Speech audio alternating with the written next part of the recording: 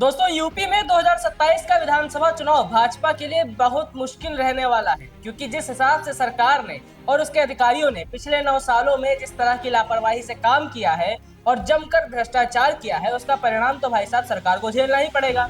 और ऐसा ही कुछ होता दिख भी रहा है। बीजेपी विधायकों की कायदे से भद्द फिट रही है, कायदे से बेइज्जती हो रही है जनता के सामने, बिल्कुल अधिकारियों के सामने। और उन्हीं विधायकों में से एक है बीजेपी विधायक रत्नाकर मिश्रा, जिनके दिन आजकल बिल्कुल भी सही नहीं चल रहे हैं। और ऐसा हम क्यों कह रहे हैं ये आपको हम इस वीडियो में बताएंगे। नमस्कार, मेरा नाम है दीपक वर्मा और आप देख रहे हैं तरुण मित्र। यूँ तो पूरे उत्तर प्रदेश में योगी सरकार के कामों की पोल खुलती ही रहती है। कभी हर घर जल वाली पानी की टंकी टूट जाती है, कभी नई नवेली सड़क धंस जाती है, और तो राजधानी में लगभग 1500 करोड़ की लागत से बने ग्रीन कॉरिडोर में उद्घाटन के मात्र 2 दिन बाद ही गड्ढा निकल आता है। और अधिकारियों की कार्यशैली पर तो आए दिन बीजेपी विधायक ही अपनी सरकार में सवाल खड़े करते रहते हैं। लेकिन मिर्जापुर की सदर सीट से बीजेपी विधायक रत्नाकर मिश्रा के साथ तो कुछ ज्यादा ही गलत हो रहा है, क्योंकि पिछले दिनों भाजपा विधायक के बिजली विभाग ने मजे ले लिए थे और अब उनके ही विधानसभा क्षेत्र में प्लाटून पुल के टूट जाने से उनकी गजब वाली बेइज्जती हुई है। दरअसल मिर्जापुर में हाल ही में उद्घाटन किया गया प्लाटून पुल महज 15 दिन के भीतर ही क्षतिग्रस्त हो गया। इस वीडियो में आप इस टूटे हुए पीपा पुल को देख भी सकते हैं। ये पुल हरसिंहपुर और विंध्याचल धाम को जोड़ता है और बड़ी संख्या में श्रद्धालु इसी रास्ते से दर्शन के लिए आते जाते हैं। पुल के क्षतिग्रस्त होने के बावजूद लोग जान जोखिम में डालकर इसे पार करने को मजबूर हैं। इससे किसी बड़े हादसे की आशंका बनी हुई है।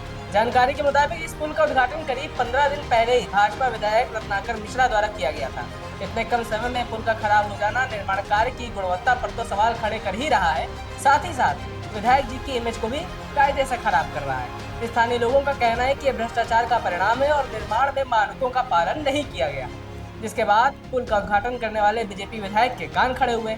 जल्दी से उन्होंने मामले पर अपनी नाराजगी जताई और संबंधित विभाग को फटकार लगाई और साथ ही कहा कि इस तरह की लापरवाही से सरकार और उनकी छवि खराब हो रही है। मामले में एक्सीएन को सख्त चेतावनी दी और पुल के पुनर्निर्माण कराने के निर्देश दिए। लेकिन अब तो जो होना था वो तो हो ही गया। विधायक महोदय की बेइज्जती जो होनी थी वो तो हो ही गई है और सपा भी मौके पर चौका मार गई। मामले को लेकर समाजवादी पार्टी ने भाजपा सरकार पर निशाना भी साधा है और विकास कार्यों की गुणवत्ता पर सवाल खड़े कर दिए हैं। और क्योंकि ये वीडियो भी सोशल मीडिया पर तेजी से वायरल हो रहा है, इसलिए यूजर्स भी इस पर कायदे से मजे ले रहे हैं, योगी सरकार को घेर रहे हैं और साथ ही साथ ये भी कह रहे हैं कि बीजेपी विधायक रत्नाकर मिश्रा के गृह नक्षत्र ठीक नहीं चल रहे हैं। ऐसा इसलिए क्योंकि पिछले दिनों एक और घटना हुई थी जिसमें उन्हें भरे समाज में अपनी ही जनता के सामने अपमानित होना पड़ा था। दरअसल मिर्जापुर में रत्नाकर मिश्रा रामनवमी के जुलूस में शामिल होने पहुंचे थे। माहौल उत्सव का था, भीड़ उमड़ी हुई थी, लेकिन तभी पूरे इलाके की बिजली गुल हो गई।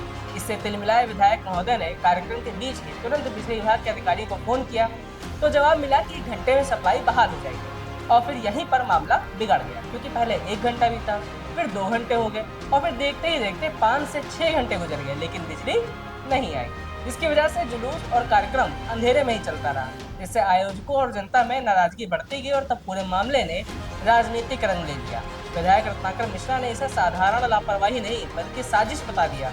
उन्होंने आरोप लगाया कि जानबूझकर इस कार्यक्रम को प्रभावित करने की कोशिश की गई। अब बीजेपी विधायक ने साजिश के पीछे किसका हाथ बताया होगा ये तो आप समझ ही गए होंगे। फिलहाल जनता सब जानती है और उसे पता है कि नई नवेली सड़क पर ग्रीन कॉरिडोर पर गड्ढे किस साजिश के तहत हुए हैं। आए दिन नई नवेली पानी की टंकियां किस साजिश के तहत गिर जाती हैं और फिर प्लाटून पुल को आकर कौन क्षतिग्रस्त कर देता है। और हाँ, जनता इसका हिसाब भी रखती है और हिसाब चुकता भी करती है। वैसे आपका क्या कहना है इस पूरी खबर पर, हमें कमेंट बॉक्स में जरूर बताइएगा। देखते रहिए तरुण मित्र। नमस्कार।